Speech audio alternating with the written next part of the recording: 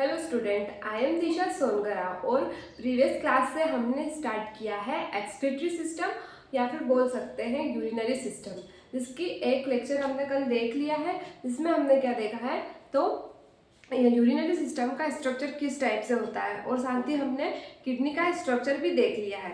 आज हम बात करेंगे नेफ्रॉन की, जो एक किडनी में मिलियंस ऑफ नंबर में पाए जाते हैं। तो देखते हैं हम नेफ्रॉन का स्ट्रक्चर। नेफ्रॉन क्या होता है? यह किडनी का फंक्शनल यूनिट होता है। ठीक है, तो इसको हम समझते हैं। तो स्टार्टिंग होती है कहाँ से? तो अफेरेंट एंड इफेरेंट आर्ट्रियोल से। ठीक है, तो जो अफेरेंट आर्ट्रियोल से जितना भी ब्लड आ रहा है वो क्या हो रहा है? प्यूरिफाई हो रहा है। इसमें क्या हो रहा है? फिल्ट्रेशन हो रहा है। देन जो फिल्ट्रेट है वो अगेन कहाँ जा रहा है? इफेरेंट आर्ट्रियोल की मदद से आगे की ओर जा रहा है। ठीक है, तो यहाँ पे किस टाइप का फिल्ट्रेशन हो रहा है? यहाँ पे अल्ट्रा फिल्ट्रेशन होता है। अल्ट्रा फिल्ट्रेशन क्यों? क्योंकि यहाँ पे जो हमारे ब्लड में प्रोटीन होता है उसका फिल्ट्रेशन नहीं होता है, क्योंकि प्रोटीन की साइज थोड़ी सी बड़ी होती है, लार्ज साइज होती है, इसीलिए प्रोटीन को छोड़ के सारा कुछ फिल्टर होता है। ठीक है, इसीलिए इसको हम क्या बोल रहे हैं? Ultra filtration, because of protein, क्योंकि यहाँ पे प्रोटीन का फिल्ट्रेशन नहीं होता है। ठीक है, देन यहाँ पे क्या हो गया? अल्ट्रा फिल्ट्रेशन कहाँ पे? तो ग्लोमेरुलस में। ये भी 3 पार्ट्स में डिवाइडेड है। जब अकेले हम यूरिन फॉर्मेशन देखेंगे या फिर अकेले इस पार्ट को हम देखेंगे तब हम समझेंगे कि किस टाइप से यहाँ पे फिल्ट्रेशन की प्रोसेस होती है। बस अभी ये समझ लेते हैं कि यहाँ पे फिल्ट्रेशन हो रहा है, फिल्ट्रेशन की प्रोसेस हो रही है। तो इसको ये क्या बोल रहे हैं हम? ग्लोमेरुलस मीन्स अफेरेंट और इफेरेंट आर्ट्रियोल एक क्या बना रही है? एक गुच्छा बना रही है। ठीक है, तो उसको हम क्या बोल रहे हैं? ग्लोमेरुलस। ग्लोमेरुलस का फॉर्मेशन कर रहे हैं। और जो ये ग्लोमेरुलस है ये किसके अंदर फाउंड है? मीन्स इस टाइप जो स्ट्रक्चर है उसके अंदर क्या प्रेजेंट है? ग्लोमेरुलस। तो इस वाले स्ट्रक्चर को हम क्या बोल रहे हैं? इसे हम बाउमेन कैप्सूल बोल रहे हैं। बाउमेन कैप्सूल के अंदर क्या है? ग्लोमेरुलस। देन बाउमेन कैप्सूल से फिर अगेन कहाँ पे जा रही है? कौन सा पार्ट में? तो इसको हम बोल रहे हैं PCT या फिर प्रोक्सिमल कन्वोलेटेड ट्यूब्यूल। अगेन इसमें कन्वर्ट होता है बाउमेन कैप्सूल। ठीक है, तो ये क्या हो गया? ट्यूब्यूल स्टार्ट हो गया। देन PCT के बाद फिर क्या स्टार्ट होता है? तो लूप ऑफ हेनले।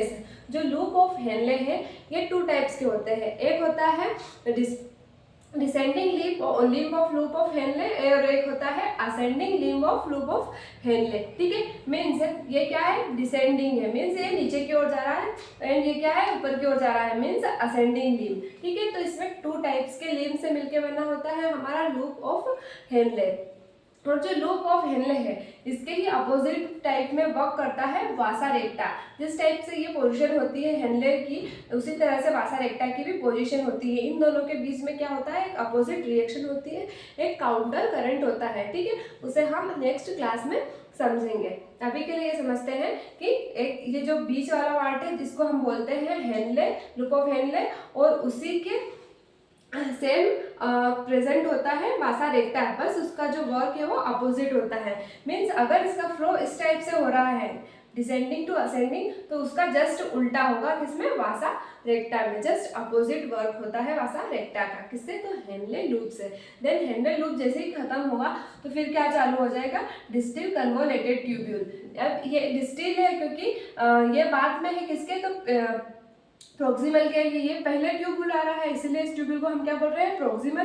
देन ये बाद में आ रहा है इसीलिए इसको हम क्या बोल रहे हैं? Distil convoluted tubule. ठीक है, देन डिस्टिल कन्वोल्यूटेड ट्यूब्यूल के बाद क्या आता है? तो फिर कलेक्टिंग डक्ट्स आ जाती है, जो किस में डिवाइडेड होती है? जो ब्रांच में डिवाइडेड होती है। तो इस टाइप से क्या होता है? एक नेफ्रॉन का स्ट्रक्चर होता है। और जो ग्लोमेरुलस है और जो बाउमेन कैप्सूल है, अगर इन दोनों को हम कलेक्टिवली बोले तो इनको हम कलेक्टिवली क्या बोलेंगे? माल्फिजियन बॉडी या फिर रीनल कॉर्पस्कल्स। ठीक है, इन दोनों को कलेक्टिवली, बाउमेन कैप्सूल को और ग्लोमेरुलस को कलेक्टिवली हम बोलेंगे Malpighian body and renal corpuscles. Then जो नेफ्रॉन है वो 2 पार्ट्स में डिवाइडेड है। एक तो क्या हो गया हमारा? अकेला ग्लोमेरुलस। ठीक है, और नेक्स्ट अदर पार्ट क्या हो गया हमारा? तो रीनल ट्यूब्यूल। ठीक है, ये सारे क्या है? ट्यूब है। तो इन 2 पार्ट्स में डिवाइड है इस टाइप से। एक हो गया glomerulus and other one is tubules, तो रीनल ट्यूब्यूल्स। देन जो माल्फिजियन बॉडी है, PCT, DCT, ये सब कहाँ पे सिचुएटेड है? कॉर्टिकल रीजन में। जब मैंने आपको कल जो किडनी है उसका स्ट्रक्चर बताया था, ठीक है। तो उसमें मैंने बताया था कि जो पिरामिड है, ठीक है, तो इस वाले रीजन को हम क्या बोलते हैं, कॉर्टिकल, और इस वाले रीजन को क्या बोलते हैं हम, मेड्यूला, ठीक है। तो इस टाइप से जो हमारे मालफिजियन बॉडी है, पीसीटी है, डीसीटी, वो कॉर्टिकल रीजन में प्रेजेंट होगी, और जो हमारा लूप ऑफ हेनले है वो कहाँ पे डीप होगा, तो वो होगा हमारे मेड्यूला रीजन में डीप होगा, ठीक है। इस टाइप से स्ट्रक्चर होता है हमारे नेफ्रॉन का। मीन्स ये हाफ पार्ट, तो ये हाफ पार्ट कहाँ पे होगा, तो ये होगा हमारा ऊपर कॉर्टिकल रीजन में, और जो ये नीचे वाला है ये कहाँ पे होगा, मेड्यूला रीजन में, ठीक है।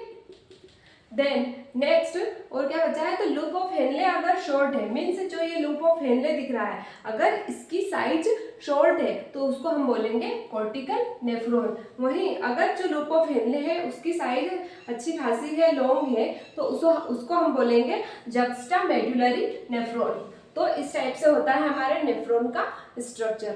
देन नेक्स्ट क्लास में हम क्या देखेंगे कि जो पीसीटी है, डीसीटी है, या फिर लूप ऑफ हेनले है, ग्लोमेरुलस है, इनके क्या फंक्शन होते हैं, साथ ही यूरिन का फॉर्मेशन किस टाइप से हो रहा है, ब्लड प्यूरिफाई किस टाइप से हो रहा है, फिल्ट्रेशन की प्रोसेस किस टाइप से हो रही है, वो हम एक एक करके समझेंगे, ठीक है। Thank you.